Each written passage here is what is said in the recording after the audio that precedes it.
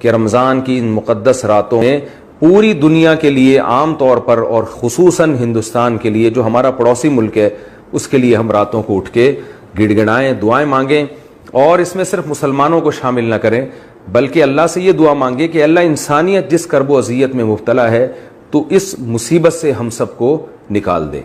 अल्लाह ताला से दुआ है कि जो कुछ कहा सुना अल्लाह ताला इसमें कम। हमारे पड़ोसी मुल्क में या अल्लाह जो एक मौत का रक्स जारी है और लाशें सड़कों पे पड़ी हैं, या अल्लाह उनके लिए रहम फरमा और उनके लिए आसानी फरमा। हम इंसानियत के नाते उनकी हमदर्दी में तेरी बारगाह में दुआ मांग रहे हैं कि सतशाही वासी पठान जी, बड़े भाई, यही तो कमजोरी है।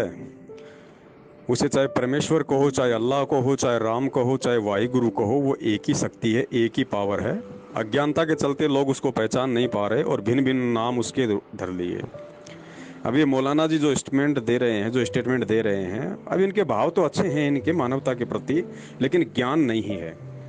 ये कहते हैं कि हम दुआ करें, सारी दुनिया के लिए हम दुआ करें, विशेषकर जो मर रहे हैं उनके लिए हम दुआ करें। अरे आपके दुआ करने से या मेरे दुआ करने से या मौलाना जी के द्वारा दुआ करने से क्या हो जाएगा? अल्लाह किसी के बाप का नौकर थोड़ी है जो हमारी बात मानेगा। ये तो एक कॉमन सेंस की बात है। अगर कॉमन सेंस भी किसी व्यक्ति के अंदर हो तो वो भी इस तरह का स्टेटमेंट नहीं दे सकता और ना ही इस तरह के व्यक्ति का दिया गया स्टेटमेंट को कोई फॉलो करेगा। आप एक बात बताइए, अगर मैं खाना खाऊंगा तो मेरे बच्चे का पेट भर जाएगा क्या? मेरे पड़ोसी का पेट भर जाएगा क्या? नहीं भरेगा ना। अगर आपकी उंगली पे चोट लगी है और मैं यदि उस उंगली के चोट की दवा खाऊं तो आपकी उंगली ठीक हो जाएगी क्या? तो जिन लोगों को पीड़ा है, जिन लोगों को परेशानी है, उनके कौन से वो कर्म हैं जिन कर्मों के कारण आज उनके ऊपर ये आफत आई है? अब मौलाना जी के दुआ करने से या आपके दुआ करने से उनके कर्म नहीं कटेंगे। उनके कर्म तो परमेश्वर की, अल्लाह की सत भक्ति करने से कटेंगे। अब मौलाना जी क्या किसी को दुआ देंगे और क्या इनकी दुआ का असर होगा जब खुद मौलाना जी को नहीं पता कि अल्लाह कौन है? आज मैं चैलेंज के साथ में कह सकता हूं, पूरे विश्व में जो लोग मौलाना बन के बैठे हैं, मुफ्ती बन के बैठे हैं, पंडित काजी बन के बैठे हैं, धर्मगुरु बन के बैठे हैं, अगर एक को भी अगर इस बात का ज्ञान हो कि परमात्मा कौन है, कैसा है, कहाँ रहता है, एक मौला को, मुफ्ती को, काजी को पता हो कि अल्लाह कौन है, कैसा है, कहाँ रहता है, बता दीजिए मुझे। उस एक व्यक्ति का नाम बता दीजिए जिसने अल्लाह को देखा है या जो अल्लाह का नाम जानता है या अल्लाह क्या करता है, अल्लाह कहाँ रहता है, बता दीजिए मुझे। तो ये फालतू की जो ये चौंचलागिरी है, ये लोग खाली पब्लिसिटी के लिए, और इनका तो धंधा है ये। अब ये मौलाना जी कोई मार्केट में कोई दही पतासे का कोई ठेला तो लगाते नहीं जो अपने बच्चों का पेट उससे भर रहे हैं। इनका धंधा है कि धर्म को ही धंधा बनाओ, अपना पेट भरो। तो स्टेटमेंट देना इनकी मजबूरी है बात बात पे, क्योंकि ये इनका बिजनेस है, ये इनका धंधा है। आप लोगों को वास्तव में अगर परमेश्वर की जानकारी चाहिए, अगर अल्लाह की जानकारी चाहिए, तो सूरत फुरकान 25 आयत नंबर 52 से 59 को ध्यान से पढ़ लेना।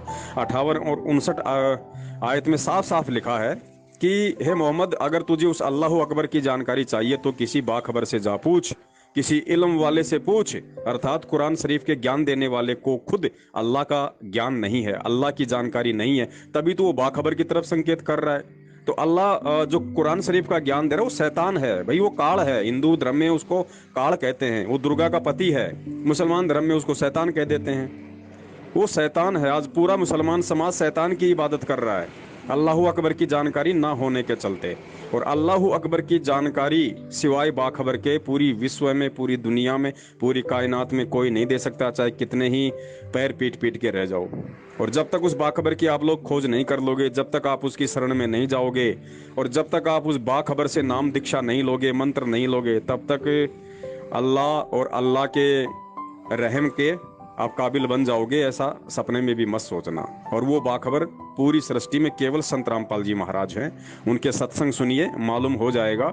जो कुरान आपको 1400 साल से लेके आज तक कोई नहीं पढ़ा पाया, 2 घंटे में आपको उसका मर्म समझा देंगे कि कुरान कहना क्या चाहती है। तो मेरी प्रार्थना है आप जी से, आपने मुझे मैसेज किया है ये पर्सनली, तो इसलिए मैंने आपको ये बताने की कोशिश की है। मानना न मानना आपके ऊपर निर्भर करता है। सत साहिब, जय हो बंदी छोड़ की।